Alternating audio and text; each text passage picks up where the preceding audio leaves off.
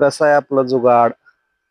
1000 लिटरच्या पाण्याच्या टाकीमध्ये आपण पाणी साठवून तिथून असं त्या छोट्या मोटरने पाणी उचलून आपण आता मिरची आणि गवारी याच्यासाठी पाणी उचलून आणलेलं आहे. बघा कसं दिसतंय.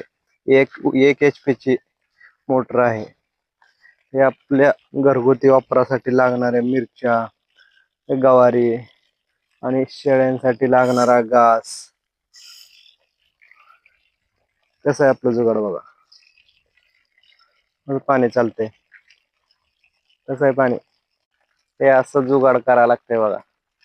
घरगुती वापरासाठी लागणार माळव्यासाठी असं जुगाड करावं लागतंय. कसं आहे गवारी, मिरची. आता बघा याला मिरच्या वगैरे लागल्यात. हे का गवारीला फुलं वगैरे.